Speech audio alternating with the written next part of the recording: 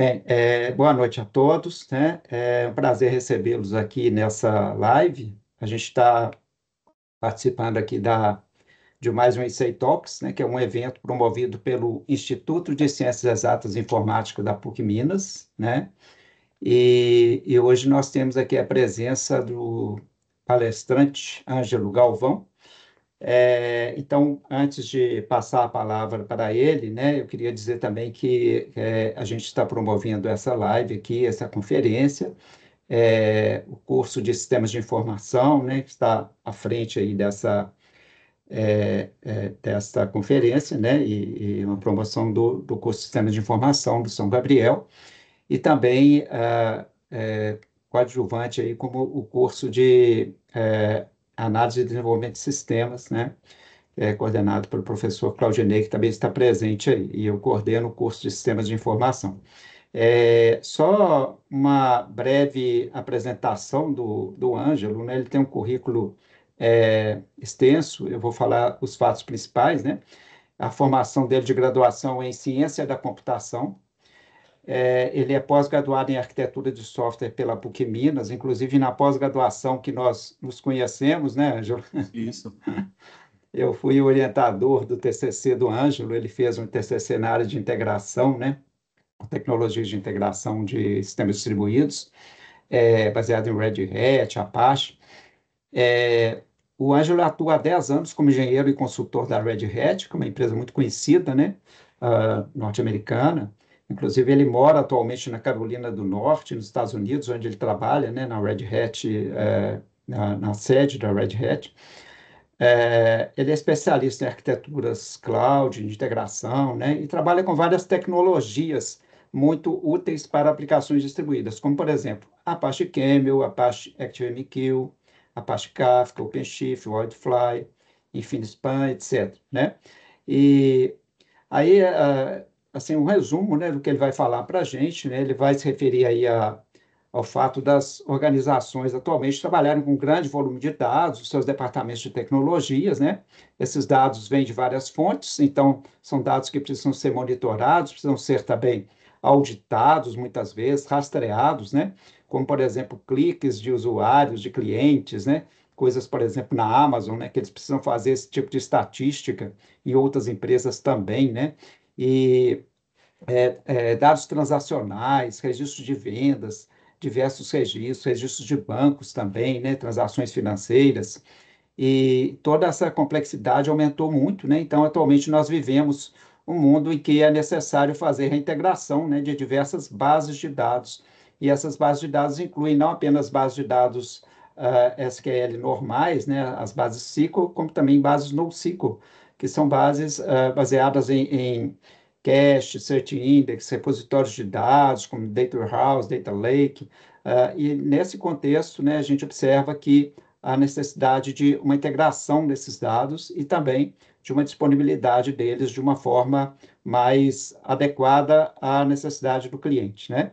E nessa palestra, então, o Ângelo vai falar um pouquinho sobre Change Data Capture, e vai tratar da tecnologia Debezium, né? Que é uma tecnologia da Red Hat propriamente. Ele vai fazer um histórico e vai tratar aí, mais especificamente, dar o foco nessa tecnologia, e também vai nos dar aí uma demonstração, né? Vai apresentar um exemplo prático do uso da tecnologia, tá?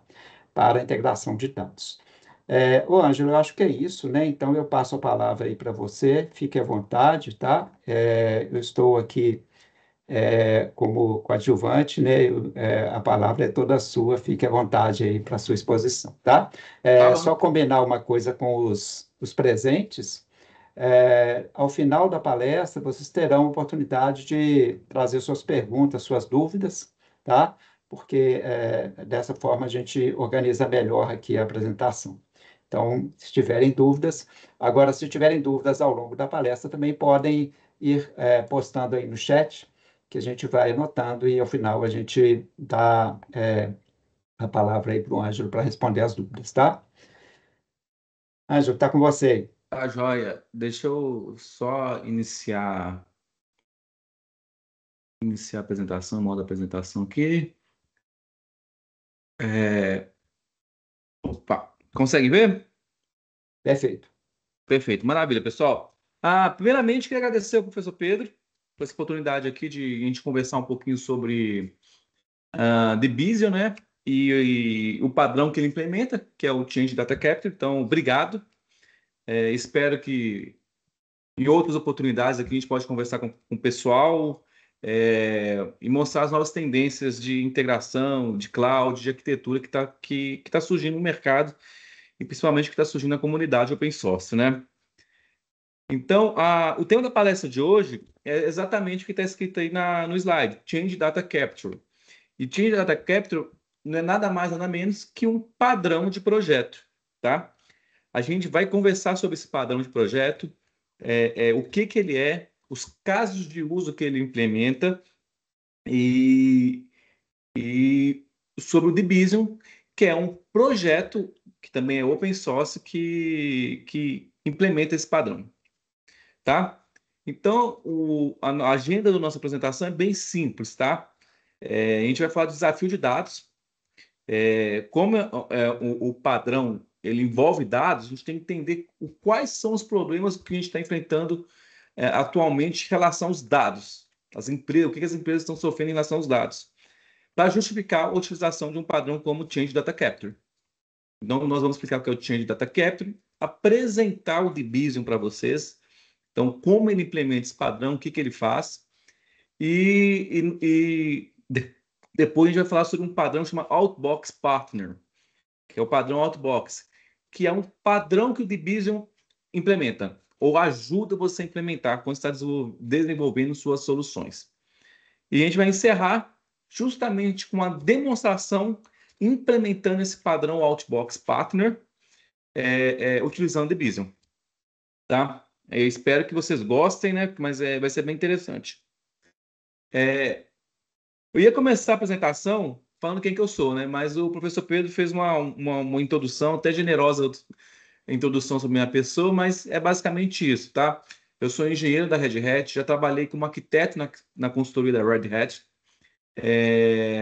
sou pós-graduado em arquitetura de software, aí pela PUC Minas, e sou especialista em soluções de integração, como o ActiveMQ, o Artemis, o Camel, o Kafka, o Debizium, e assim vai, OpenShift, Whitefly, InfiniSpan. Então, assim, toda essa parte de arquitetura de integração e cloud, principalmente do mundo open source, eu conheço um pouco, ou já trabalhei dentro da Red Hat com eles, tá?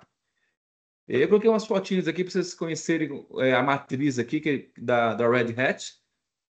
E só para vocês terem um pouquinho de. Só para você ver como que é a empresa, né?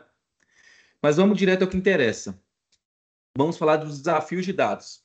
Ou seja, o que as empresas atualmente estão enfrentando de desafios ao lidar com a sua base de dados, né? Eu categorizei eles em 5 desafios. Vamos falar sobre ele agora. O primeiro desafio é a origem dos dados, né? Na minha época, a gente gerava dado, no máximo era uma telinha, geralmente uma telinha CRUD, onde você colocava os dados do seu sistema e a partir daí é a principal fonte de origem de dados. Mas não é mais assim, tá? Então, assim, nós estamos lidando não só mais com esses formulários de sistemas tradicionais, mas estamos falando de dados que são gerados, por exemplo, em sensores. Então, assim, os equipamentos, as cidades, agora estão cada vez mais repletas de sensores capturando dados seja dados meteorológicos, seja dados de tráfego, seja dados de temperatura, umidade e tal. E esses sensores estão alimentando bases de dados de diversas formas, tá? Não só isso, o nosso celular também ele está capturando dados que a gente nem percebe. Por exemplo, dados de localização. São sistemas que estão rodando em background, capturando dados de preferências, dados de pesquisas, e outro tipo de dados. Inclusive, que até o professor Pedro comentou aí, dados, por exemplo, de tracking de mouse. Então, assim, as novas soluções, as soluções mais modernas de sistemas, por exemplo, uma rede social, uma loja virtual como a Amazon, eles estão não só capturando seus dados de compra, mas capturando até tracking de mouse, para saber onde você clicou, em qual anúncio ou qual produto você gastou mais tempo, ou qual post você parou para ler. Então, isso é algo completamente novo nos últimos 5 anos, de 10 a 5 anos, e isso é um desafio. Por quê? Não é mais um simples banco de dados que as empresas têm que tomar conta, mas dados vindo de diversas origens. E, consequentemente, se nós temos várias origens de dados, nós também temos vários destinos para esses dados, né? Não só mais os dados estão sendo salvos, armazenados em bancos de dados SQL tradicionais. Nós estamos salvando os dados por exemplo, em bancos NoSQL. Nós estamos salvando os nossos dados em streams, em stream de dados. Por exemplo, uma solução do stream de dados é o Apache Kafka. Search Index. Então, assim, nós estamos tendo base de dados de pesquisa, né? Por exemplo, pesquisas dos produtos mais utilizados na última hora, né? Mais comprados na última hora. Isso aí pode vir no sistema de Search Index. E Data Warehouse e Data Lake, né? Que são bases especializadas para Business Intelligence, né? No caso, o Data Warehouse. E o volume de dados é muito grande. Então, se nós temos a origem de dados e destino de dados, um grande desafio, nós também temos questões mais físicas em relação aos dados, que é, por exemplo, a distância dos dados. Antes, nossos dados eram salvos no data center da nossa empresa. Então, nós tínhamos nossos servidores de banco de dados e os nossos servidores de banco de dados estavam lá, próximo a gente, e não só próximo a gente, próximos aos sistemas que utilizam esses dados, na mesma rede, nas mesmas torres de servidores. E agora já não acontece mais isso. São os dados que estão armazenados em data centers que não fazem parte da própria empresa, mas nossos dados estão armazenados em clouds, em soluções de cloud, como Amazon, AWS, como Microsoft Azure, como Google Cloud Platform, que estão em zonas, muitas vezes, distantes entre si, né? Pode estar, um dado pode estar sendo armazenado nos servidores de cloud daqui dos Estados Unidos e outros sistemas podem estar com dados armazenados em servidores no Brasil, por exemplo.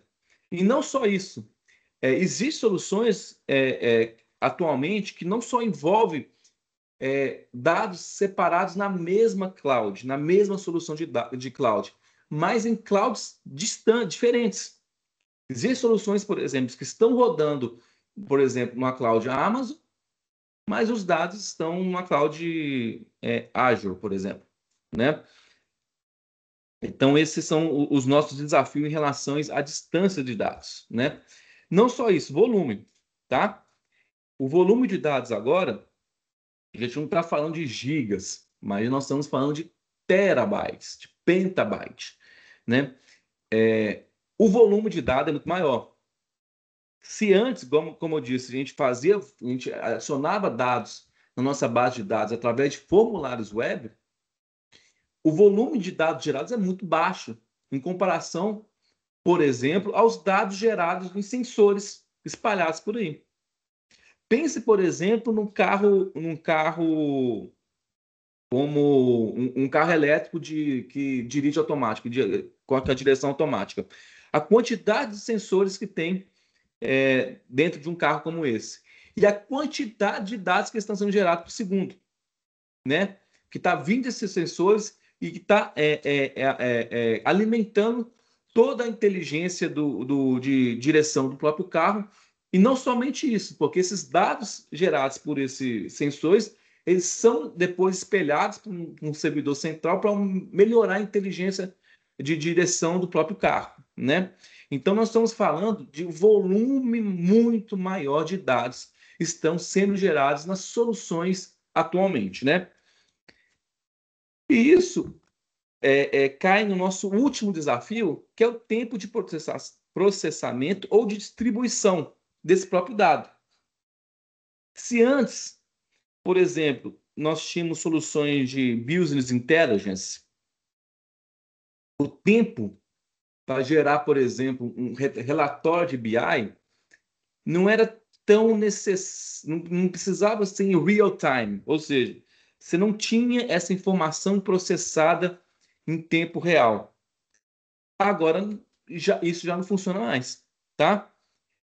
A solução, o dado não só tem que produzir algum tipo de informação para os usuários do sistema, ou para a tomada de decisão, no momento que o dado é gerado, mas esse dado tem que ser distribuído a vários pares que necessitam desse dado, né?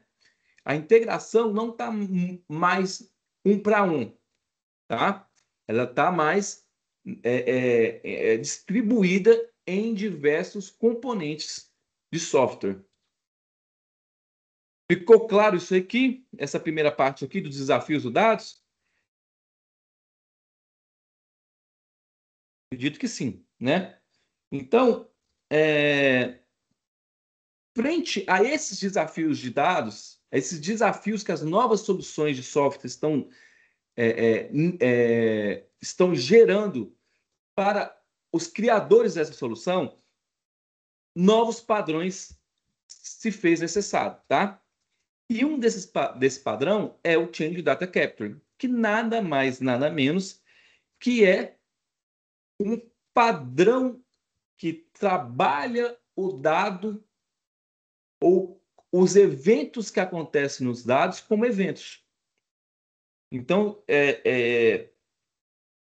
o Change Data Capture ele funciona dentro de uma arquitetura orientada a eventos, na qual tudo que acontece em relação ao dado vira um evento e esse evento ele é capturado pelos componentes que desejam capturar esse evento.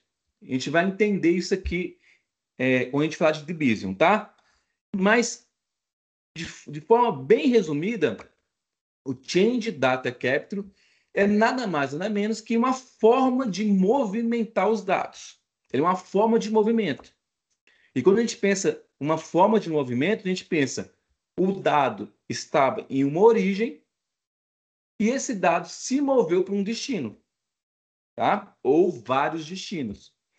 Como a gente gera esse movimento, o Change Data Capture implementa uma forma de fazer isso, tá? Então, mas antes de falar de Change Data Capture, a gente pensa muito em outro padrão que chama ETL, Extract, Transform and Load. O que é isso? O ETL é nada mais, nada menos que outro padrão de movimento de dados. Tá? E de tal forma que o CDC, né, que a gente chama a abreviação do Change Data Capture, de CDC, ou CDC, não dá para pensar ele sem pensar o ETL, porque eles são padrões semelhantes, tá? Mas com alguma ou com duas diferenças fundamentais, tá? O Change Data Capture, ele pega esse dado de forma em real time e as soluções de Change Data Capture trabalham melhor em soluções de nuvem, em soluções de cloud. Então, o que é o ETL? O ETL ele significa extract, então você vai ter base de dados e uma solução de ETL ele vai extrair esses dados dessa base de dados, tá? Ele vai transformar esses dados, ou seja, os dados que está extraindo das bases de dados não está no formato que o formato que a pessoa que quer ler esse dado deseja que esse dado esteja. Então, vai ter uma fase de transformação desses dados. E, consequentemente, tem uma forma de carregamento, que é o quê? Que é carregar esses dados extraídos em um ou vários destinos. Geralmente, esse destino são soluções de data warehouse, entendeu? São bancos especialistas para receber esses dados, né? Então, quando a gente pensa em CDC, a gente pensa em CDC como uma solução de movimento de dados, como o ETL é uma solução de movimento de dados, tá? Mas a diferença, como eu disse, o CDC é em real time, tempo real, e ele trabalha melhor em soluções de cloud. E para que serve isso? Tá, você me explicou que é um movimento de dados, mas quais são os casos de uso que o Change Data Capture ele implementa, tá? Ou para que ele serve? Tá? Eu sei que é movimento de dados. Não, mas para algo mais. Apareceu? Eu vi alguém falando. Sumiu a tela aqui ou como que tá? Ok, tá aparecendo, sim. Tá, ok, tá, beleza. Tá, Tudo ok, Ângelo. Pode continuar. Tá bom. Então, assim, quais que são os casos de usos que ele implementa? O mais básico de todos é replicação de dados. Tá? É simples. Tem um dado no banco de dados, X, eu quero que ele seja replicado, talvez com uma forma de fazer um sistema de backup. Então, ele replica de um dado, ele captura os dados de um lado e ele carrega em outro lado, né, em outra ponta. Não só isso, enriquecimento de dados. Por exemplo, você tem dados sendo capturados. Por exemplo, vou dar um exemplo básico. Dados estão sendo gerados de compra num sistema como a Amazon, um sistema de venda online. E esses dados estão sendo capturados e ele está capturando, por exemplo, os últimos itens comprados. Por exemplo, imagina que na Amazon hoje muita gente está comprando um livro de Division. Ele vai pegar esses dados, ele vai enriquecer no sentido do quê? Vai ter uma base de dados de livros recomendados do dia. Ele vai lá, vai capturar essas compras sendo geradas e vai enriquecer os dados de recomendação de livros. Esse é um exemplo, tá? Sincronização de fonte de dados. Você pode pensar assim, a sincronização é a mesma coisa que replicação?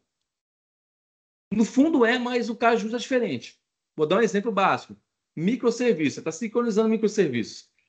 Imagine só na sua empresa você está rodando um sistema X, tá? Não importa qual sistema seja. X. Você está rodando o sistema X de um fornecedor e a diretoria da sua empresa comprou um outro produto de outro fornecedor que faz a mesma coisa, tá? E a estratégia de implementação desse produto é o seguinte: beleza, eu vou desligar esse sistema, o sistema atual, dentro de 6 meses, né? Enquanto isso, eu vou colocar a versão nova do meu sistema, desse sistema novo, rodando para 2 ou 3 pessoas usarem, gerando dados. Enquanto isso, eu vou testando, vou vendo a estabilidade desse sistema e depois de 6 meses eu vou lá e desligo o sistema antigo e só começo a usar o sistema novo. Certo? Um negócio que acontece em muita empresa. Como você pode sincronizar os dados? Você pode, por exemplo, fazer os dados ser sincronizados de tal forma que o dado que é gerado no sistema antigo, ele é sincronizado com o sistema novo. E o dado que é gerado no sistema novo é sincronizado com o sistema antigo. De tal forma que, por exemplo, vamos pensar um sistema de biblioteca. Se eu alugo um livro, não é alugar, não. Se eu pego um livro no sistema antigo, quer dizer, no sistema novo, e pego o livro lá, depois, se eu quiser devolver esse livro pelo sistema antigo, o sistema antigo vai saber, sendo bases de dados completamente diferentes. Por quê? Porque embaixo dos panos teve um sistema de Change Data Capture que estava sincronizando os dados de duas bases. Também, outro caso de uso interessante é de cache, né? O cache é onde você tem, por exemplo, informações informações de algum tipo de entidade, e essa entidade que está em memória, tá? Está em memória. Se eu mudar essa entidade do banco de dados, a informação que está em memória não sabe que mudou. Por exemplo, eu tenho meu dado, eu estou no sistema de compras, vamos pegar esse sistema de compras, esse sistema de compras vai ser usado aqui como exemplo para um monte de coisa. E eu estou logado no sistema de compras e eu atualizo meu endereço.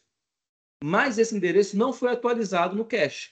Então, no momento que eu atualizo esse endereço, esse sistema de Change Data Capture captura esse dado de atualização e vai lá, por exemplo, e invalida esse cache de tal forma que eu vou precisar recarregar meus dados de novo do meu usuário com os dados mais atuais. Essa é uma forma.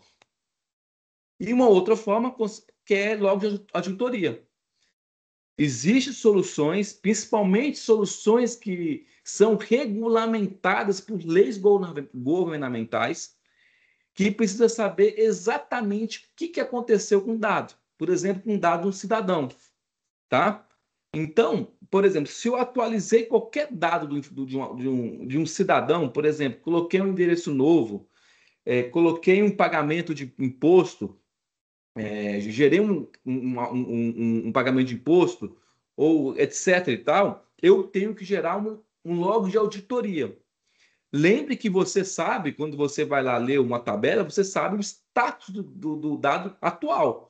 Mas você não sabe o que aconteceu antes, o que mudou, qual que é a tabela, qual que foi a forma que o dado foi inserido, se teve atualização nesse dado, entre o momento que ele foi inserido e o momento que você está lendo, você não sabe. Mas um log de auditoria, sim, ele saberia. E uma forma muito simples de implementar isso é usar uma solução de Change Data Capture. Então, isso aqui, esses 5 exemplos que eu pus aqui, na verdade, esses 4 exemplos de casos de uso, são os casos de uso mais utilizados em uma solução de Change Data Capture. Né? E como que essa solução de Change Data Capture é implementada? Ou seja, eu sei que eu tenho que movimentar um dado de um ponto para o outro, mas como eu capturo esse dado, como eu movo de um lugar para o outro? Aí a gente tem 3 formas historicamente conhecidas de fazer esse movimento, que é baseado em SQL, baseado em trigger e baseado em log, tá? As 2 primeiras formas vamos dizer assim, as formas históricas de fazer isso. De SQL é muito simples entender isso. Você tem um sistema que fica lá, imagine que a cada 10 segundos ele faz um select na tabela. Aí ele vai saber, por exemplo, através de coluna de timestamp, quais são os novos dados gerados naquela tabela. E ele pega esses dados e faz o que tem que fazer com esse sistema. Trigger, baseado em trigger, nada mais nada menos é usar um recurso do próprio banco de dados, também usando SQL, tá? Para a cada operação do dado, você faça alguma coisa. Um exemplo básico.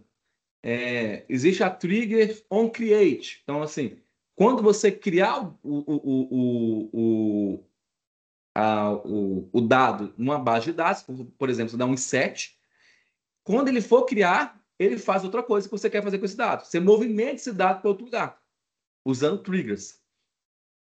Mas esses dois tipos de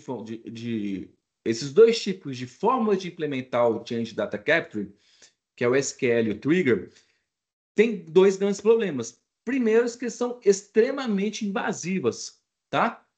invasivas no sentido que você necessita utilizar soluções do próprio banco de dados, seja gerar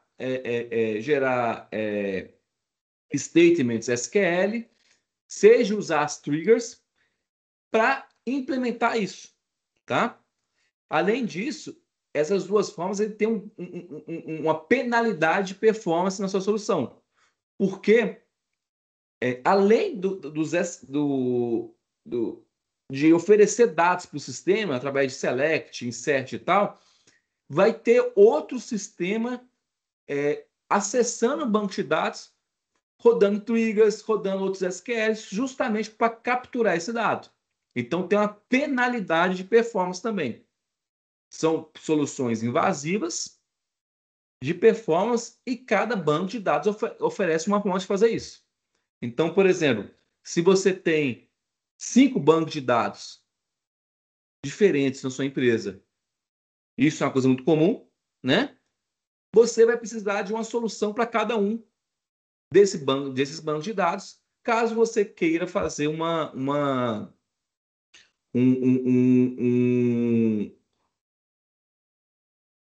sistema que captura os eventos dessa base de dados, né? E, por fim, tem o que a gente chama de Log-Based Change Data Capture, que é a forma que o Debezium usa, tá? Essa forma que o Debezium usa, nada mais, nada menos, faz ler a área de redo-log do banco de dados. O que é a área de redo-log do banco de dados? Toda operação que você faz dentro de um banco de dados, ele não executa a operação automaticamente. Ou seja, quando você faz um insert no banco de dados, ele não vai lá na estrutura de dados das tabelas e gera um insert de uma vez.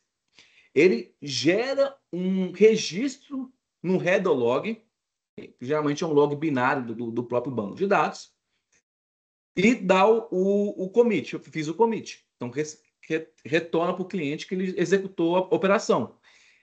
Outro processo do banco de dados lê esse redo-log, né? Aí vai lá e executa esse redo-log, ou seja, ele pega os dados que foram gerados e transfere esses dados para a estrutura interna do banco de dados. Então, os bancos de dados eles funcionam em 2 momentos, né? Ele grava a informação no redo-log e, no segundo momento, ele pega essa informação do redo-log e salva dentro da estrutura de dados específico do banco, tá? O que o Debezium faz? E outras soluções de Change Data Capture. Ele também lê esse dado, tá? Ele lê esse log. No momento que você fala que as soluções baseadas em log, lê esse próprio log, você diz 2 coisas. Primeiro, o impacto de performance é quase nulo. Por quê? Você vai estar lendo, geralmente, uma informação, um evento, geralmente uma linha, tá? É como se fosse um log de mensagem, um log de aplicação mesmo. Ele vai ler esse log, nada mais nada menos, ele vai ler e vai mandar por meio de transporte, que seja ele qual for, tá? Ele não vai processar, ele não vai executar SQL, ele não vai ficar comparando, timestamp para saber se esse evento é novo ou não. Simplesmente ele vai capturar essa mesma informação do log e mandar para um meio de transporte. É isso, tá? E o Debezium usa isso. Então, esse primeiro impacto que eu disse é performance. E segundo, torna a solução muito mais simples e menos invasiva. O banco de dados continua lá. É só um processinho que você vai colocar lá que vai ficar lendo só o log. Nada mais, nada menos que o próprio log do banco de dados. Então, assim, vamos tentar visualizar nesse diagrama aqui o que é o padrão Change Data Capture. Vamos lá, nós temos um banco de dados, aqui representado aqui no database. Vai ter um processo que vai capturar todos os eventos que acontecem nesse dado. No caso de banco de dados, seria o quê? O evento de insert, o evento de update, o evento de delete. Ele vai pegar esse evento, ele vai mandar para um meio de transporte, que pode ser o quê? pode ser uma plataforma como o Kafka, pode ser uma chamada HTTP, por exemplo, uma chamada um endpoint REST, pode ser um RCP e pode ser um sistema de mensageria, como o RabbitMQ, tá? Então, ele envia esse evento no meio de transporte. E esse evento, ele é consumido por outros bases de dados.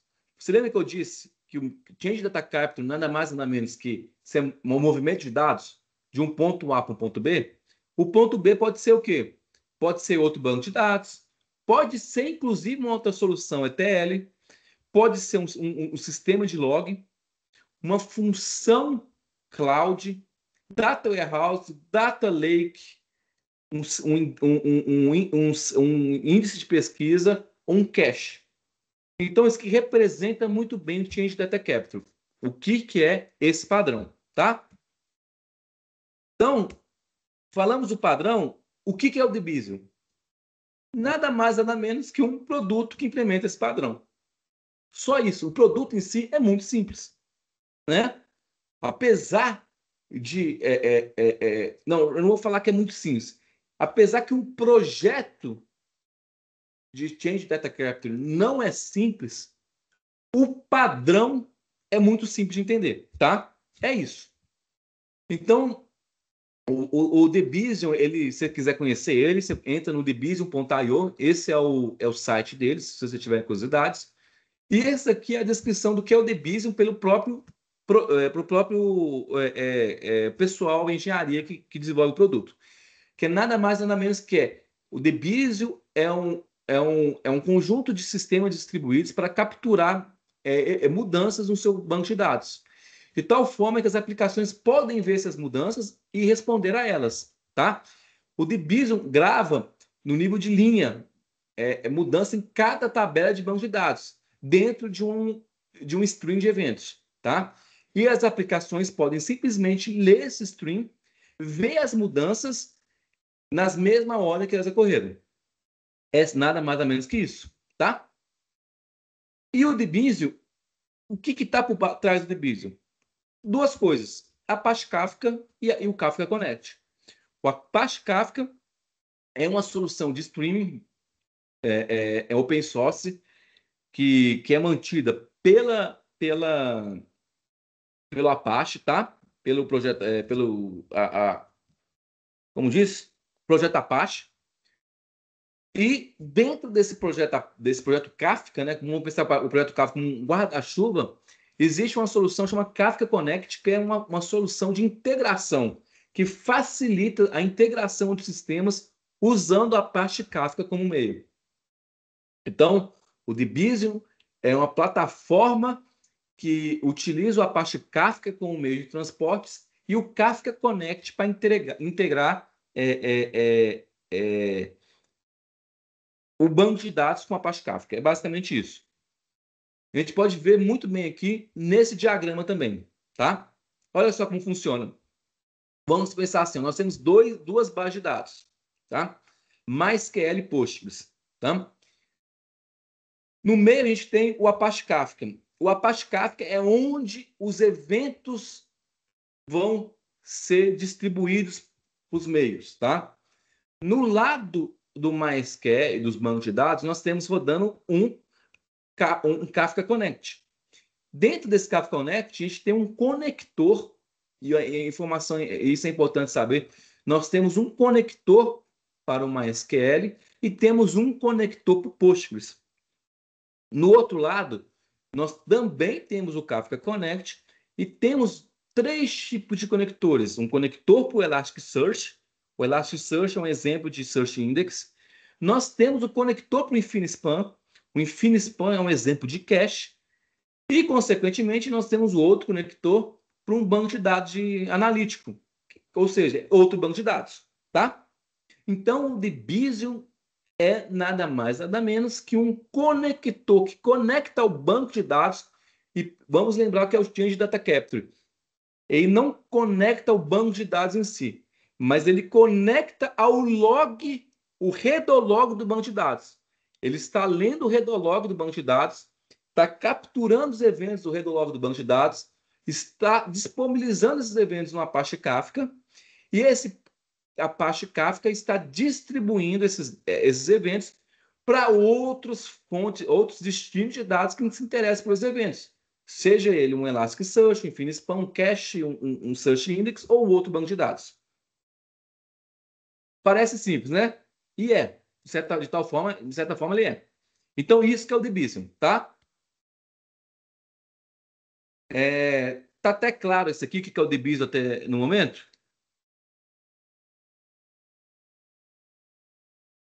Como ninguém disse que não, então, que não disse nada, então eu vou entender como que tá tudo claro, tá? Tá claro. Tá? Ok. Então, assim, tá, o Debezium faz isso. Mas, beleza. Mas ele faz alguma coisa a mais? Com um caso de uso real, assim, para exemplificar o que o Debezium pode te ajudar. Um caso de uso real é um caso de uso que implementa esse padrão de projeto aqui, ó, Outbox Partner, tá? Vamos pensar juntos numa solução, tá? Nós temos 2 microserviços, tá? Nós temos dois microserviços rodando numa cloud, numa solução de Kubernetes, como, por exemplo, o Apache, por exemplo, um OpenShift, por exemplo, né? E isso aqui nada mais nada menos que um Docker, né? Uma imagem, um container Docker rodando. Nesse lado rosinha aqui, um microserviço de vendas e no lado verdinho aqui, um microserviço de envio de pedidos, tá? Vamos pensar que nós estamos implementando a nossa própria Amazon, né? Nosso próprio site da Amazon, para vender livro, para vender qualquer tipo de produto. Nós temos um microserviço de vendas e um microserviço de envio, tá? Pensa só comigo. Eu acabei de fazer uma venda. Vou comprar um livro, tá? No momento que eu vendi esse livro, eu tenho que gerar um envio. Obviamente que esse envio tem que gerar, obviamente, para entregar o livro para a pessoa que comprou, tá? Obviamente que quando você gera uma compra, você gera um monte de coisa ao mesmo tempo, né? Você não só gera um envio, você gera um negócio de nota fiscal, você gera uma baixa no sistema de estoque, etc. e tal. Mas vamos pensar para a nossa solução aqui, venda e envio, tá? O que eu faço, então? Acabei de gerar uma venda, preciso gerar um envio. A forma mais simples e que funciona, mas eu não recomendo usar, mas funciona, é o quê? Tá bom. Eu gerei uma venda, eu salvei uma venda no banco de dados, e o meu próprio sistema de vendas, o meu microserviço de vendas, né? Ele vai lá e gera um registro no banco de dados de envio. Tá? Dá pra fazer isso? Tá, mas completamente errado. Por quê? Várias razões, mas vamos se atentar à mais simples, à mais óbvia. Isso fere uma arquitetura de microserviço, tá? Uma arquitetura de microserviços diz o quê? Cada microserviço cuida da sua própria base de dados. Ninguém mais trabalha a base de dados sem seu próprio microserviço. Ou seja, a base de dados de vendas só pode ser acessada pelo microserviço de vendas. A base de dados de envio só pode ser acessada pela base de dados de envios. Tá? Tá bom, então, interessante. Vamos fazer uma chamada REST. Também funciona, uma chamada REST. Porém, nesse caso, a gente está fazendo a gente tem outro problema. O mais básico é o quê? A gente está fazendo uma comunicação síncrona. E uma comunicação síncrona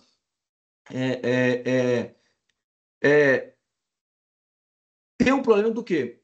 Se no caso, em certo momento, o sistema de envio está fora do ar, então o sistema de compras também está fora do ar, porque o sistema de compras tem uma dependência do serviço do sistema de envios. Isso é problemático, tá?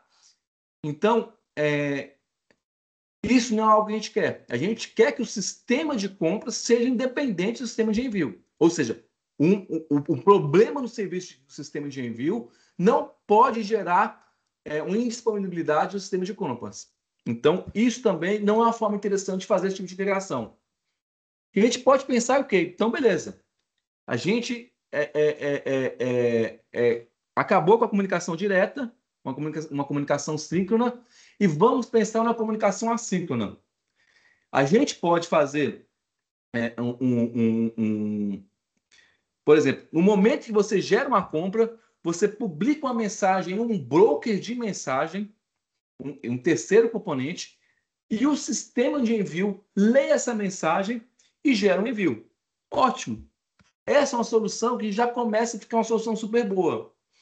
Mas se essa solução for suficiente para a gente, nem a gente precisa do Outbox Partner. Por quê?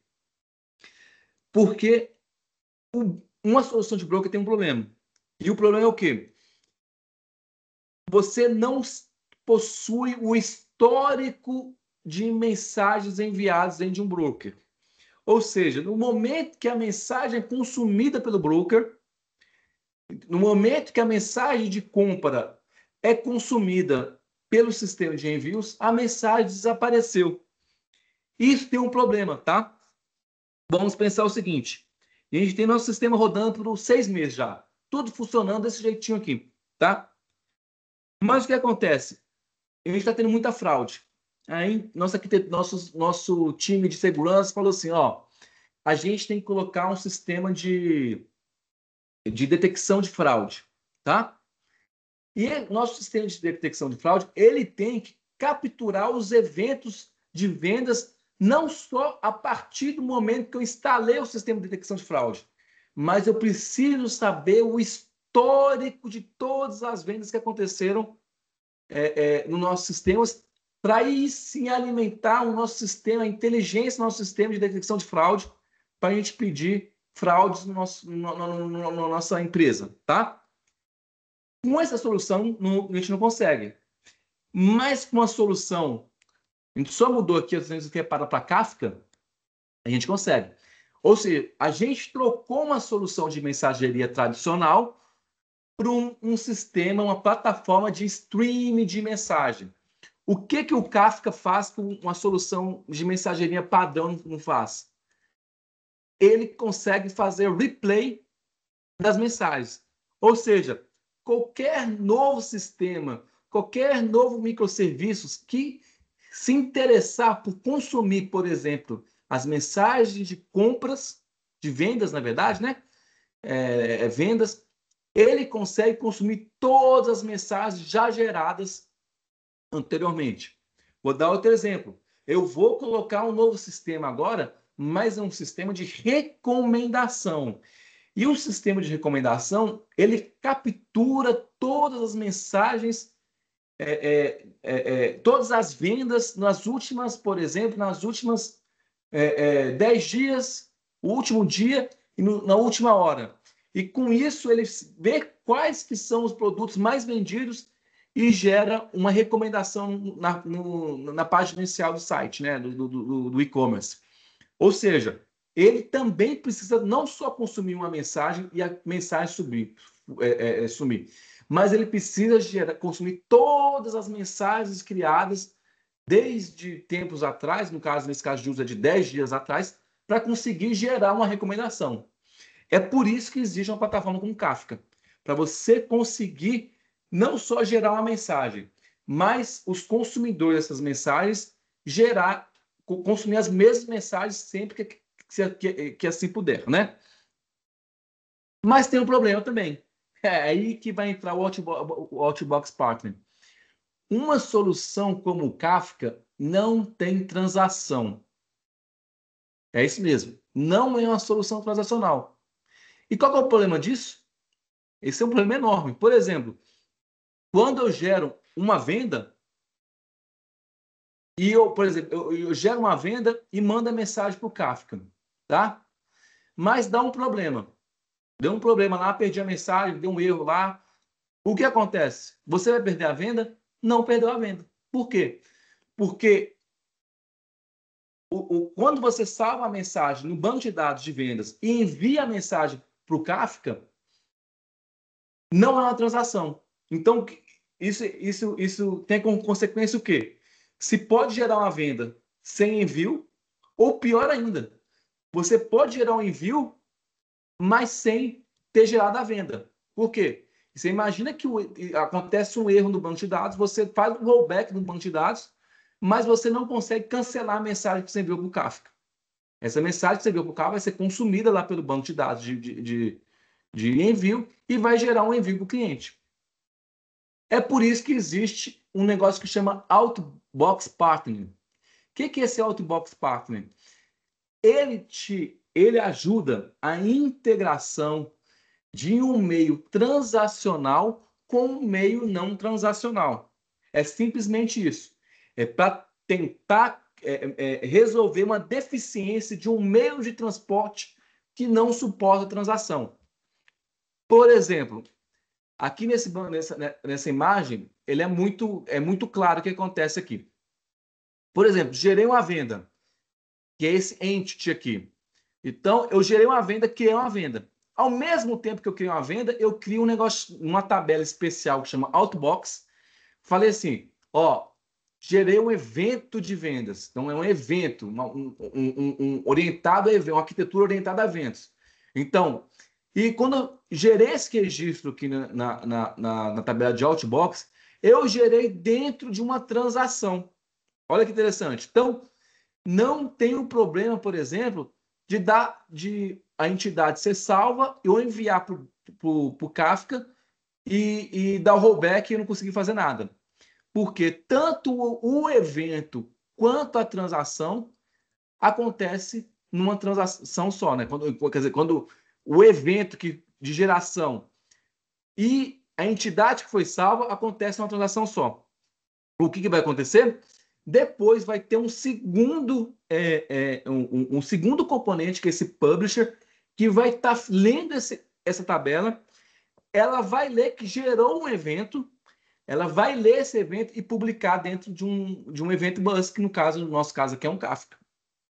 É isso. É complexo? Mais ou menos. Mas entenda-se o seguinte, o Outbox Partner é nada mais nada menos que uma forma de você fazer um meio de transporte que não suporta transação conseguir se integrar em uma solução transacional, tá? A gente vai ver esse exemplo no nosso caso de uso aqui, ó. Que é o quê? Que é esse aqui, ó. E essa é a nossa solução. A gente lembra que a gente tinha um order, que é o microserviço de ordem, né? Quando você gera uma ordem, por exemplo, eu gerei uma ordem para enviar para minha casa e eu gero um dado dentro da tabela.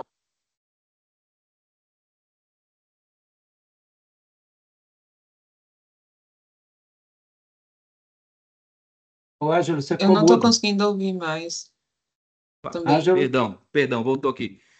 Eu apertei sem querer o botão aqui. Tá, então assim, a gente tem um serviço de pedido aqui, e quando a gente gera um pedido no nosso sistema, você vou ver aqui na parte inferior aqui do diagrama, tem 3 tabelas envolvidas. A tabela de pedido, a tabela da linha do pedido e a tabela de outbox, tá?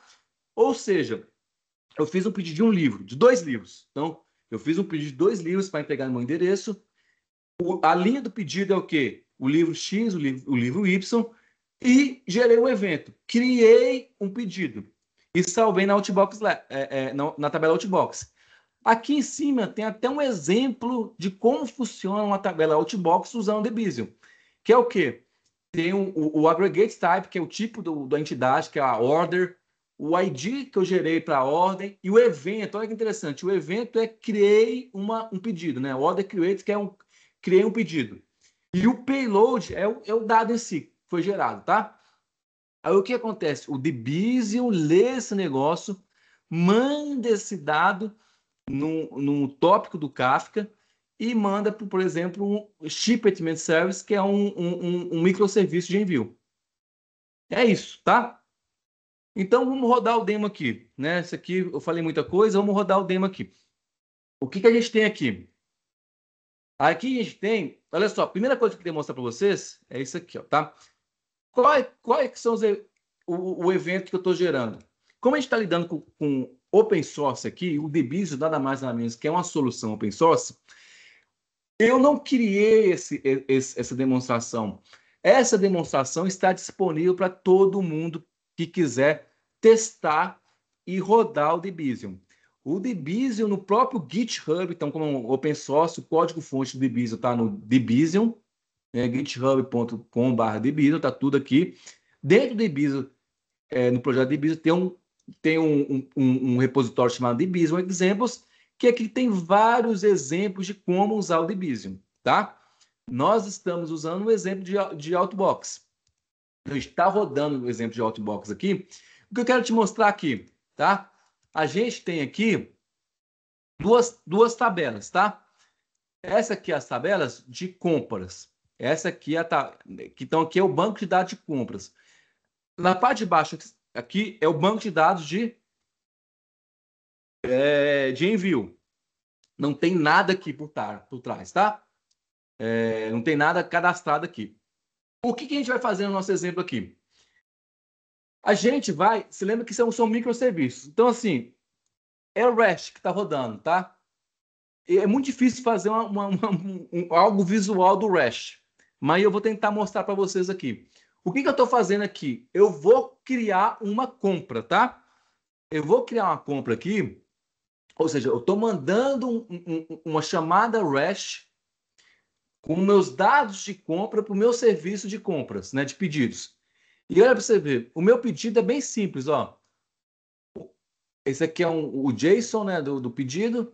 O meu ID de usuário, de cliente é 123. E eu pedi 2 livros, o Debizium in Actions e o Debizium for Dummies. E criei esse pedido. Vamos olhar aqui para ver se está esse pedido criado aqui. Ó, criei, tá? Tá no banco de dados aqui, ó. Veja, então, ou seja, o banco de dados salvou esse pedido no banco de dados. Mas, como eu disse, tem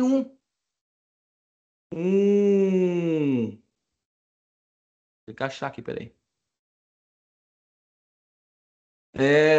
Eu pego aqui rapidinho. Tem um conector rodando aqui. Esse aqui, ó.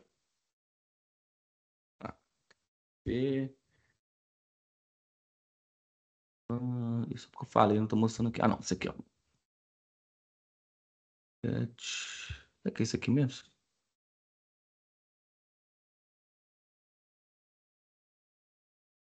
Depois eu mostro o conector aqui. Engraçado.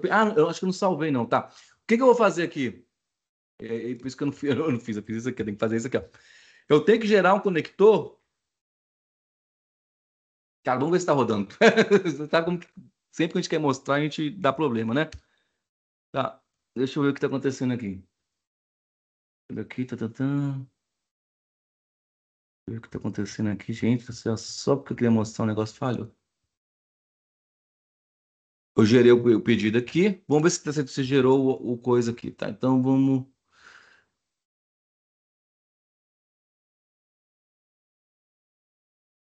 Entra aqui, pessoal. Deixa eu ver o que está acontecendo. Um momento aqui, já só. Ah, já sei.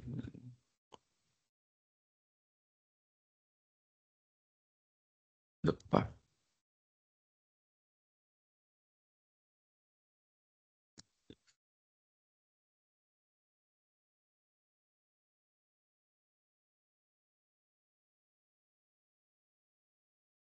Mas é que é pipoca e água.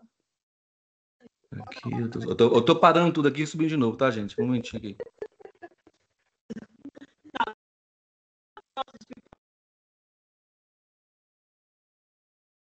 Ah, cara, peraí. Isso são coisas que acontecem em coisa ao vivo. Sempre acontece. Aqui, pronto. A gente consegue fazer isso aqui.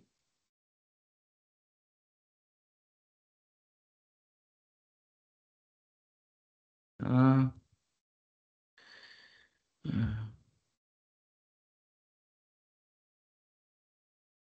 Opa.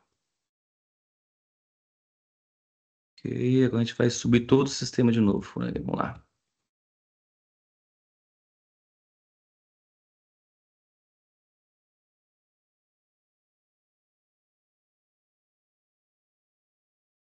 Isso é engraçado, né? Porque eu testei umas 5 vezes antes de começar a apresentação e aquele negócio que sempre acontece com os... Vamos lá. Vou pegar aqui, gerar o conector aqui. Aqui. Gerou tudo aqui, vamos ver. Eu acho que gerou tudo aqui. Vamos ver se está dando certo aqui, vamos ver. Pronto, ó. Esse aqui é o conector. Agora a gente consegue ver. A gente gerou um conector. Isso aqui que é o Debizium, tá? Ângelo, esse é o arquivo que eu mexo no Debizium? É. Então, esse negocinho pequenininho aqui, ó, de, sei lá, uma, duas, de menos de 15 linhas, é vamos dizer assim, a programação do Debizium, tá? O que eu estou falando aqui, ó? Eu estou falando o seguinte, ó, eu estou usando um conector do Postgres, o banco de dados que eu estou usando é o OrderDB, isso aqui são os usuários e passwords. Olha só, mas o importante é saber assim, olha aqui, gente, ó, a tabela que eu estou olhando é a tabela de inventário, tá? Quer dizer, o esquema de inventário e a tabela Outbox Event. Então, assim, quando se gerar uma informação no Outbox Events, eu vou ler. Isso que ele está falando, tá? E aqui uma configuração é muito específica aqui, mas, na verdade, o que importa aqui é o seguinte, ó. Eu estou usando um negócio chamado Transform. E esse negócio Transform, eu estou usando o padrão de projeto chamado Outbox. Então, esse código aqui que faz a mágica, tudo, tá? Então, o que ele vai fazer? Ele vai ler a tabela de Outbox, como eu mostrei para vocês, e vai mandar para o Kafka. É isso, gente. É simples? É só isso aqui, tá? Então, vamos ver aqui.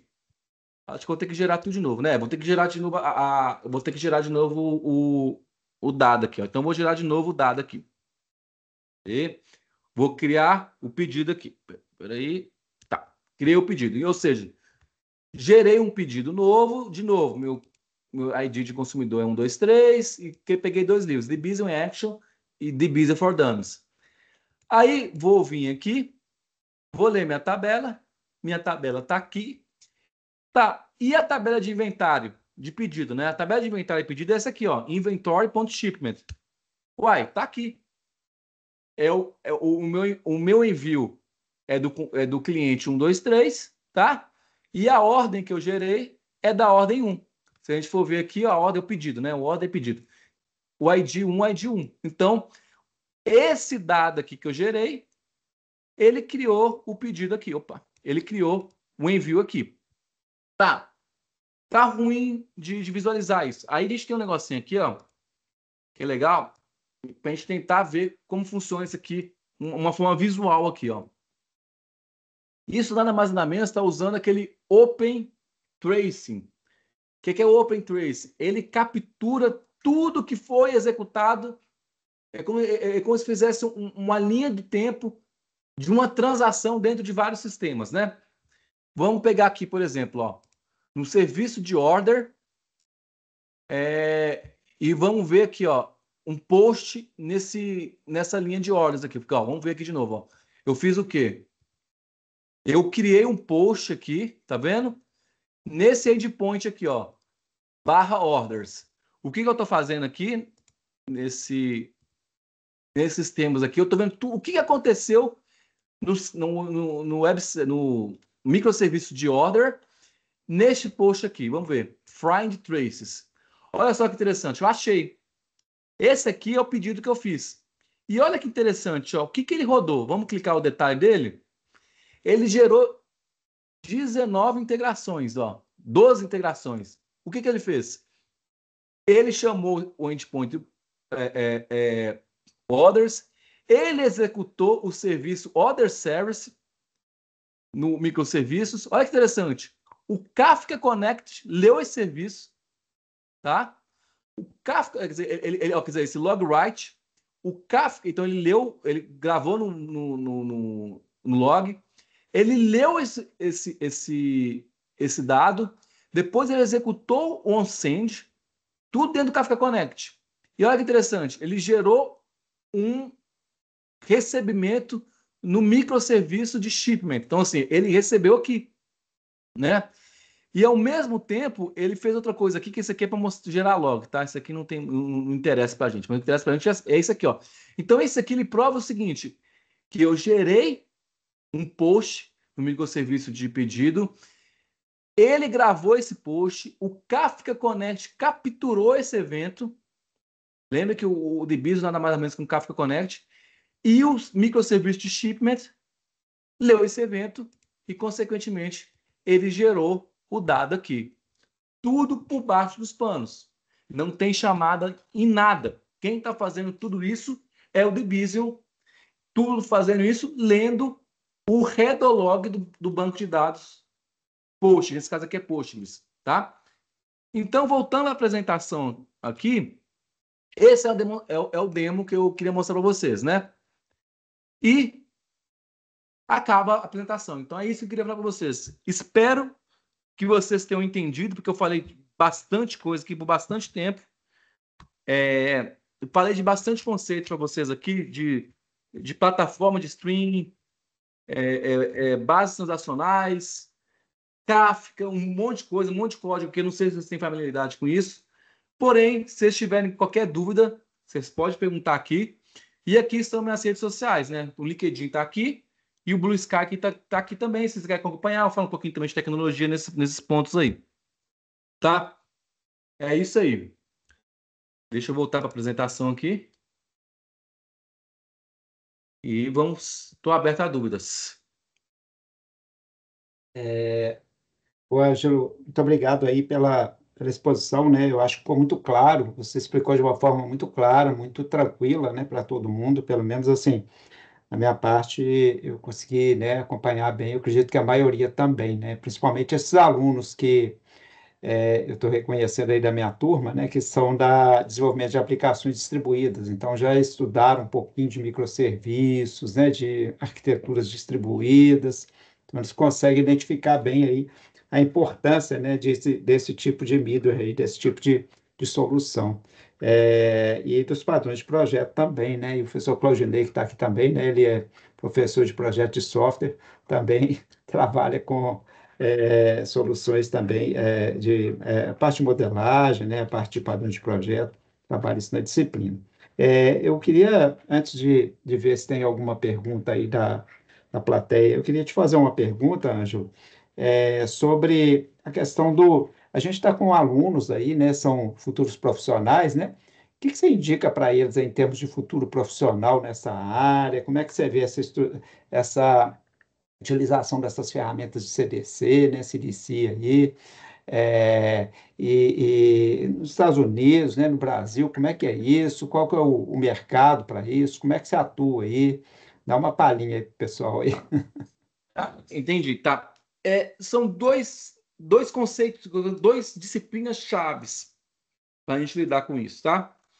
A primeira é cloud, tá? O que está acontecendo?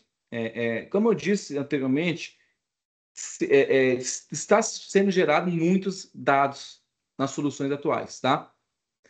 E a infraestrutura ou arquitetura que suporta tudo isso é cloud. Então, profissionalmente, a gente tem que entender o que é uma solução de cloud. Eu não só falo cloud assim no sentido de da Amazon, como assim, cria os servidores dentro da cloud. A cloud não é só isso. A cloud existe arquiteturas criadas para se rodar em cloud. Vou dar um exemplo básico: Kubernetes. Kubernetes é um projeto, é uma arquitetura para você criar aplicações que rodem em cloud.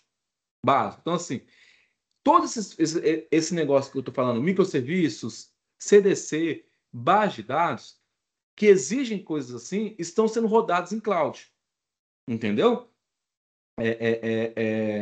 Então, assim, o que você tem que aprender é cloud. E, consequentemente, as arquiteturas que estão alinhadas com a arquitetura de cloud. Por exemplo, microserviços, arquitetura de microserviços, arquitetura como fala, de Integração. eventos, orientado a eventos, tá? Uhum. Então é isso. Então, cloud. O segundo ponto, integração, tá? Uhum. A integração agora é cada vez mais necessário. Antes, a gente comprava um produto e ele rodava por si só, tá? Agora, as soluções estão cada vez mais integradas e cada vez mais, assim, como de distantes. Então, assim, eu criei uma solução, comprei uma solução que está rodando uma cloud dentro do SAP, ou um Salesforce, por exemplo. Então, tem muita empresa comprando Salesforce. Está rodando lá no Salesforce. Então, eu preciso integrar minha outra aplicação que está rodando na Amazon. Você tem que pensar nisso, entendeu? De formas de se integrar produtos, se integrar soluções, tá? E isso está acontecendo, então, e só esses dois pontos, tá? Está se criando profissionalmente uma necessidade de profissionais de várias outras coisas. Por exemplo, cybersecurity. Por quê? Se eu estou integrando várias coisas agora, consequentemente, eu tenho mais pontos de falha de segurança, de ataque, entendeu? Porque eu estou gerando muito dados, por exemplo, outra coisa que está crescendo muito, se eu estou gerando muito dados, eu tenho dados para alimentar uma máquina de inteligência artificial. Então, eu tenho que saber onde capturar esses dados para alimentar por exemplo, uma LLM, por exemplo, tá? Então, assim, o que as soluções atualmente estão precisando? Ou as empresas estão precisando? De profissionais que saibam lidar com arquitetura de cloud, seja na questão de development, ou seja, de operações, que gera aquele famoso DevOps, tá? Precisa de profissionais que saibam integrar soluções, tá? E precisa de profissionais que consigam fazer essa integração de forma segura, o profissional de cybersecurity. Então, eu diria que é isso. Então, no caso de Debizium, por exemplo, o Debizium, quem está usando o Debizium? Geralmente, principalmente, gente que quer fazer replicação de dados, tá? Por quê? Tá? O cara tem, por exemplo, um banco de dados Oracle, né? E ele quer fazer uma base de backup do próprio Oracle. Uma solução do próprio Oracle, uma coisa assim, que faça isso é muito cara, tá? Tem que pagar uma licença muito cara. É nisso que surgem soluções de open sources que ajudam a aliviar o custo de uma solução de backup, de replicação de dados, por exemplo, né? E não só isso, um Debizium consegue replicar dados de vários dados, de fontes de dados diferentes. No nosso exemplo aqui, a gente usou Postgres, mas a gente pode pensar em MySQL, Postgres, MongoDB, Oracle, IBM, Microsoft SQL Server. Tem uns outros bancos de dados lá que é malucão lá, que eu nem conheço direito. Cassandra, por exemplo, tem Cassandra, tá? Então, assim, ele consegue fazer isso, o mesmo produto consegue replicar para vários outros tipos de produtos, ou de uma forma open source, né, que é aberto, você sabe o que está acontecendo, e o custo muito menor. Então, a gente tá vendo, assim, principalmente, assim, o DBIS é um produto muito novo, tá? Não tem 3 anos, acho que nem 3 anos tem, tá? E muita empresa grande, empresa de governo, tanto no Brasil quanto nos Estados Unidos, está começando a usar produtos para isso, tá? Obviamente que agora as empresas estão começando a amadurecer em arquitetura microserviços, tá? E esse amadurecimento de arquiteturas microserviços, ou seja, das soluções rodando em microserviços, traz alguns desafios, tá? Por exemplo, um grande problema dos microserviços que está tendo agora é aquele negócio que eu até mostrei no slide, que é um microserviço dependendo do outro. Aí fica um negócio todo embananado de dependência de microserviços. Entendeu? O que está sendo feito agora? Não, beleza. As empresas estão pegando esse negócio tudo embaralhado, não vão começar a arrumar a casa. Essa integração agora vai deixar de ser uma chamada REST. A gente vai capturar esse evento, mandar num barramento igual a Apache Kafka e salvar em outro ponto, tá? Então, olha só, atualmente as pessoas não estão criando uma solução de microserviços usando o Debizium de cara. Eles estão começando a usar o Debizium para arrumar o problema que está acontecendo, que é a mistureba de microserviços que está acontecendo, tá? Ele tá surgindo como uma solução, tá? Não como um negócio do nada, assim, que está aparecendo, entendeu? Não, beleza, ótimo. Obrigado, Ângelo. Só está aberta a palavra aí, né? Quem quiser fazer alguma pergunta, algum comentário, fique à vontade. Nós temos mais alguns minutinhos aí.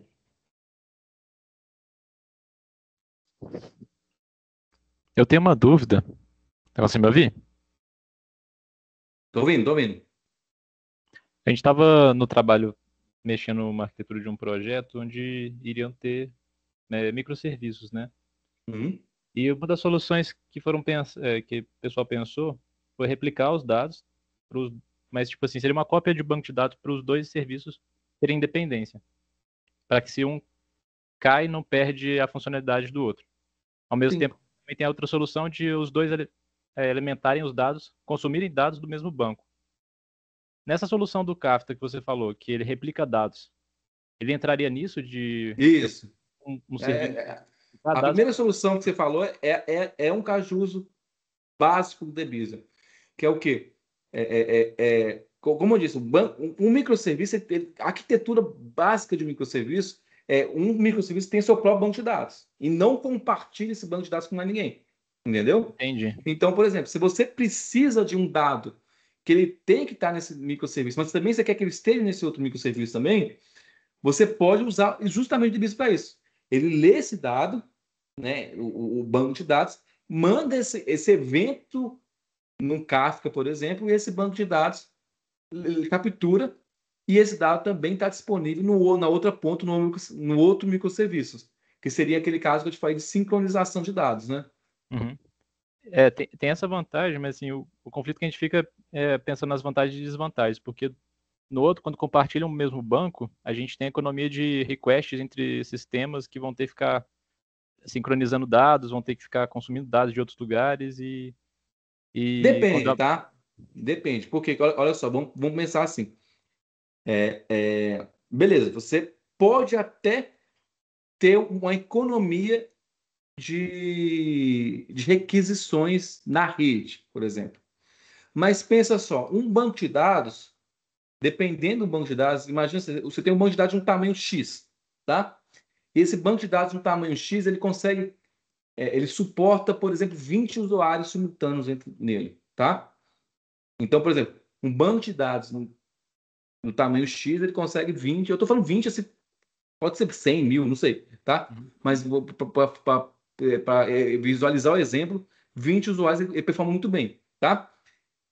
Então, se você sabe que esse microserviço ele está controlando tanto a base de dados, tanto o microserviço, fala assim, cara, eu só consigo gerar 20 conexões com o banco de dados. Ele vai funcionar super bem, tá? Se eu colocar, por exemplo, um novo microserviço, para acessar essa mesma base de dados, aí já deu um problema. Assim, cara, tá bom, então eu vou ter que aumentar meu banco de dados. Então, se antes você tinha que.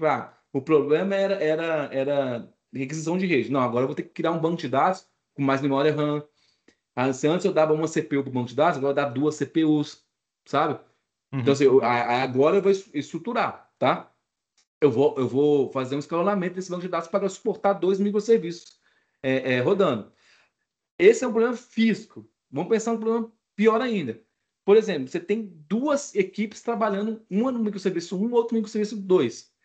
Aí a microserviço 1 pensa assim, cara, preciso mudar esse banco aqui, essa tabela por exemplo, assim, de null, não, tem que ser not null. Para mim aqui não tem que ser not null. E não avisa o pessoal do microserviço 2 que usa essa mesma tabela. O que acontece? No momento que você alterou esse dado, essa tabela, esse banco, para o microserviço 1, você quebrou o microserviço 2. Isso acontece pra caramba. Então, assim, é por isso que no exemplo que eu te dei, cada microserviço tem que cuidar do seu próprio banco de dados. Para evitar esse tipo de problemas, que até foge da parte tecnológica, entendeu? Já vai até para a questão de administração do banco de dados. Entendeu? Então, Sim. assim, vou dar outro exemplo, cara. Você liberou o acesso para um cara, você abriu a porteira para você abriu a porteira para todo mundo. Aí vai saber uma outra equipe, tem um banco de dados aberto lá, você pode acessar. O cara do microserviço B contou para o cara do microserviço C. Não, você pode acessar o banco de dados aqui, nosso aqui. E não contou para o cara do microserviço A. Entendeu? Aí um negócio que era feito para suportar 2, que você aumentou agora, vai ter que suportar 3. Então você consegue entender como o caos começa a se gerar. Entendeu? O caos começa a se gerar a partir daí. É por isso que surgiu o Debizo também, para tentar diminuir esse caos. Entendeu? Então, assim, quando você pensa em arquitetura de microserviços, tenha isso em mente. Cada macaco no seu galho, cada um no seu quadrado. O microserviço tal, ele tem seu banco de dados e ninguém mais mexe nesse banco de dados. Se você quiser mexer no banco de dados, eu te ofereço um endpoint REST, um web service, e você consome um web service, por exemplo. Ou eu ofereço você uma fila de mensagens, cara, se você mandar uma fila de mensagens para cá, eu vou lá e altero o banco de dados para você. Entendeu? É basicamente isso. Ou usar o Debizium. Aí ele consegue fazer essa replicação sem ninguém saber. Assim, código nunca vai saber de onde está vindo esses dados. Ele vai só saber que esse dado existe. Faz sentido? Entendi. Então, nesse caso, eu tenho 2 microserviços que dependem da mesma base de dados. Eu posso deixar o Debizium por trás dos panos fazendo a cópia para os dois terem acesso, mas com bancos independentes. Exatamente. Perfeito. Mas a questão de manutenção, se um tiver uma alteração, sei lá, se eu tenho 2 tabelas iguais em cada microserviço, se altera um, eu tenho que ter o cuidado de ter manutenção de alterar o outro. Tem. Ele captura não só a mensagem, ele captura a o estrutura da tabela. Se próprio você der um Kafka, update na tabela, ele já ele faz. captura também. Ele manda, tá lá. Agora você vai ter que. Por isso que eu falei que assim, o caso de uso, o change data capture é simples, tem que entender. A implementação pode ser complexa. Ou seja, no momento que você receber um update da tabela de banco de dados, você pode, tipo assim, você pode ignorar, fazer um negócio mais de conversa, cara, se for fazer um update, me fala que eu faço o update aqui também. Ou não, você captura esse evento de update, não, alter table, na verdade, né? De alter table da tabela, e você também faz o alter table da sua tabela. Entendeu? Eu posso configurar isso, então. Se eu Pode rodar uma configurar migrate, também. eu posso decidir se vai ou não atualizar. Isso. Legal. Obrigado. A Nada. Letícia está com uma pergunta aí também, Ângelo. Sim, Vamos lá. enquanto eu via a apresentação, foi me surgindo uma dúvida, porque também no meu trabalho, a gente trabalha com bases de dados distintas, né? Porém, elas usam tecnologias distintas também, bancos de Sim. dados distintos. E aí eu fiquei pensando se haveria algum tipo de desafio, né? Porque a gente teve desafios, né, por serem distintos, para fazer integrações e por aí vai, até pela forma que os dados eram armazenados, né? Assim, se teria esse tipo de desafio também, usando o Debizium, e se a gente, assim, teria como mitigar de alguma forma, porque a gente teve problemas de performance, de consistência, né? Para Não, fazer esse isso. tipo de integração. Não, então, eu acredito que, como eu te disse, né?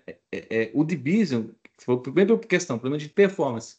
O Debizium é super leve. Ele vai só ler o header log do banco de dados. Então, ele não vai estar fazendo chamadas pesadas, vamos dizer. Ele não está tipo, faz um select gigante para mim aqui. Ou faz um story procedure gigante. Ele vai estar só lendo um arquivo. Então, assim, performance, o impacto é mínimo com o Debizium, tá? Então, essa replicação, teoricamente, é mínima, né? A única coisa que é lenta no Debizium, por exemplo, é você pegar um banco de dados que tem 1 tera de mensagens, vamos dizer assim, já de coisa, e você rodou pela primeira vez. Aí ele vai ter que, quando ele pegar tudo e mandar por coisa. Aí esse processo de pegar tudo e mandar por coisa é um pouquinho demorado. Aí depois disso, na geração do dia a dia, bem simples, tá? Então, assim, nesse caso de performance é mínima, né? O impacto de performance. Você disse de base de dados Consistência também. diferentes. Isso.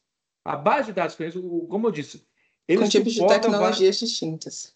com tecnologias Cada um. distintas, entendeu? Então, assim, você vai ter um conector, porque o Debizium, ele só pega o dado e lê, entendeu? Ele leu o dado do banco de dados e mandou para um tópico do Kafka. O dado está lá, o evento está no Kafka. Aí você pode pegar esse evento, por exemplo, existem conectores de JBDC. Aí você vai lá, simplesmente replica, cara. Deu um insert no banco de dados aqui, dá um insert no banco de dados aqui. Geralmente, tipo assim, se tem alguma diferença, por exemplo, de um Oracle para uma MySQL, por exemplo, esse próprio conector ele consegue traduzir. Ele sabe onde que ele está. Não, essa alteração, o insert aqui é feito dessa forma. E nem só isso, tá? Ele não só manda para o banco de dados. Ele pode mandar para um negócio com uma estrutura completamente diferente. Ele pode mandar, por exemplo, para uma estrutura NoSQL, por exemplo. Entendeu? Então, um banco de dados, por exemplo, que é um SQL padrãozão, ele pode entrar no MongoDB como um JSON lá, entendeu? Mesmo dado, entendeu? Em formatos diferentes, entendeu? Então, porque o isso é formato possível. tinha um banco de dados relacional que ia para outro não relacional, enfim. Então, era essa a minha dúvida. Ele Mas consegue ajuda fazer isso. bastante, então. Muito. E outra coisa que você falou também, que tipo, assim, que tem, o próprio banco de dados, ele tá com problema de performance. Outro caju muito legal do banco de dados, do DBIOS é o quê, cara? Você está com um banco de dados, cara, que ele tá penando para responder, ele tá super, muita requisição, a performance está muito ruim. O que você pode fazer, cara? Você pode fazer uma replicação com outro banco de dados, lá mais SQL, barato, onde, por exemplo, você roda só coisa de relatório nele, entendeu? Uhum. Ele está sincronizado. Então, assim, aqueles SQL grandes, parrudos, não vai rodar num banco de dados em produção, no sentido assim, que está sendo atualizado o tempo todo, mas um banco de dados mais leve, entendeu? Então, Sim. assim, dá para criar solução nesse sentido também. Muito interessante. Obrigada. Legal, nada.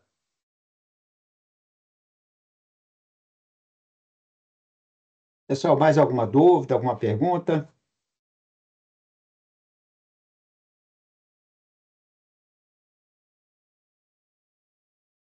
Não? Bem, então, vamos agradecer a presença do Ângelo, né? Eu acho que foi uma palestra muito boa, muito esclarecedora e trouxe aí certamente novos insights aí para o pessoal que está trabalhando com microserviços, né? Uma nova visão de integração, por exemplo, de transacional com não transacional, né? Estruturas diferentes, modelos diferentes, né, Ângelo? É algo bem rico mesmo, Isso. né? Então, assim, muito bacana. No mais, é agradecer mesmo, tá? A presença de todo mundo aí, agradecer o Ângelo pela exposição, né? E dizer que nós também ficamos aí abertos para novas oportunidades de palestras e temas interessantes aí, principalmente temas inovadores, né? Coisas que estão realmente bastante recentes aí no mercado, igual o caso do Ibizio mesmo, né? Um produto que, como você mesmo disse, né? Um produto bem novo aí no mercado, né? E que tem tido uma boa aceitação, né, Ângelo? Isso. Tem bastante gente usando, bastante gente interessada e gente grande, tá? Agente de Uhum. governo, banco, a empresa de logística, assim, tipo, é coisa gigante mesmo, sabe? De É. E a o gente ferrovia, conversava grandes outro dia, negócios, né? Você falando né? que aí nos Estados Unidos tem sido quase que um feijão com arroz, né? Tem sido muito comum o uso aí, né? Mais do que no Isso, Brasil, né? Talvez pela isso, característica das organizações também, organizações muito grandes, né? De maior porte aí, com exatamente, muito dinheiro para para exatamente, proteger seus ativos aí, né? Eles não podem brincar em serviço, não, né? exatamente. Ó, tem mais uma dúvida. Ó, vamos fazer então a última pergunta aí. Rafael Lucas levantou a mão, aluno aí de idade. Boa noite, professores e Ângelo. É só porque uma dúvida, porque eu lembro, se eu não me engano, eu lembro de, durante a aula dos materiais, ver que um microserviço poderia dividir um banco de dados. E aí, hoje na palestra, comentou que o ideal seria que isso fosse individual. Eu queria entender se é para algum caso específico, como é que exatamente é a recomendação para esse caso. Então, eu não posso falar, porque eu não sei o que foi falado na aula, né? Então, obviamente, assim, os padrões de projeto não recomendam, não significa que não existe casos de uso ou restrições que necessitam fazer isso, tá? O único jeito é fazer isso. Vou dar um exemplo básico, sei lá, um banco de dados legado, tá? Um banco de dados que, por exemplo, assim, sei lá, é um banco de dados de um negócio que não é outro microserviço, mas de um outro, de um sistema que é o contrário, que eu até esqueci como chama o contrário de microserviço, mas assim, um sistema padrão que Monolítico. ninguém monolítico, isso, por exemplo, um sistema monolítico. Talvez esse caso possa ser, entendeu?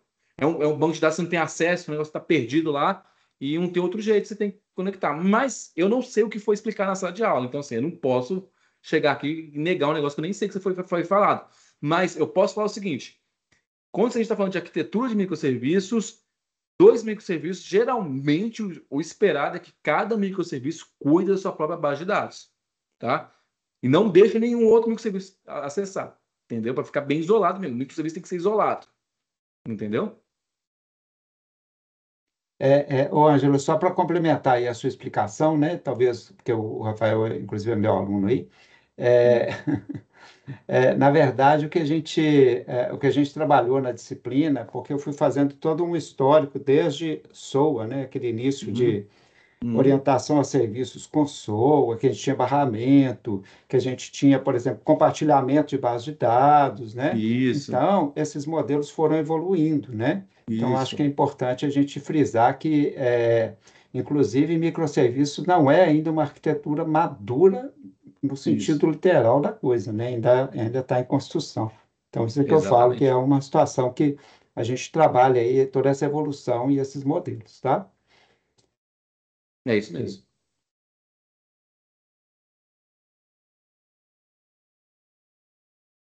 Então, Bom, eu acho que é isso. Então, Tem um Pedro, Claudinei aqui só querendo fazer uma pergunta. Tá. ô Claudinei, É você, assim, Claudinei.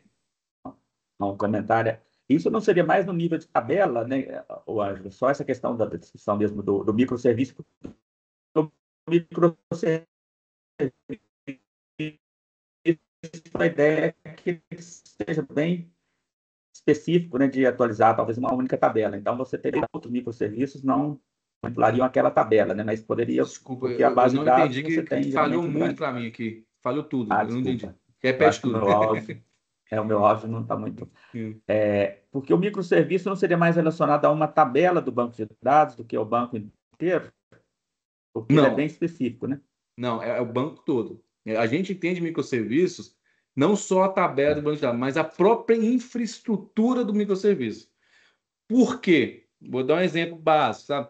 Você imagina que um banco de dados compartilhado, tá? Vamos pensar um banco de dados compartilhado, né? E você tem 2 microserviços nesse banco de dados, tá? Aí você imagina que você tem um microserviço, ele vai lá, por exemplo, ele executa um SQL de relatório, sei lá, um SQL de relatório que ele bombardeia o banco de dados, o banco de dados fica sobrecarregado com esse relatório, entendeu? Executando esse relatório. O outro microserviço que acessa esse mesmo banco de dados, ele seria impactado com a lentidão de uma coisa que não tem nada a ver com ele. Mesmo sendo tabela diferente, entendeu? O microserviço 1 está acessando a tabela A, o microserviço 2 está acessando a tabela B. Mas o uso do microserviço 2 na tabela B está impactando a performance tanto do microserviço do banco como um todo, que isso está impactando o microserviço A. Entendeu? É isso que a gente não quer. A arquitetura de microserviço é justamente assim, isolar tudo. Não só a função, mas inclusive os componentes relacionados a essa função. Ou seja, um banco de dados aqui, sei lá, uma solução REST aqui, né? Sei lá, um Java, Spring, não sei. Aqui, entendeu? Para quê? Cara, o que acontecer nesse lado aqui não impacta no outro lado, entendeu? E é basicamente isso. Então, não é o contrário. Quando você junta, é o mais monolítico. O microserviço é o contrário disso, entendeu? Ok. bom, eu Entendido, acho que obrigado. está esclarecido, então, né? Pessoal, então, muito obrigado aí pela presença de todos, né? Agradecemos novamente aí, e estamos finalizando aqui o ICEI Talks, e esperamos que tenha sido de bom proveito para todos, né? Até a próxima aí. Valeu, Lembrando que pessoal. Obrigado. esse evento ele acontece, basta acessar lá icei.pucminas.br/ICEI Talks, que vocês vão ver a programação, né? Temos uma programação desses eventos, todos eles com conteúdo técnico, tá? Muito obrigado, Ângelo. Boa noite a todos. Obrigado, boa Muito noite. obrigada, boa noite.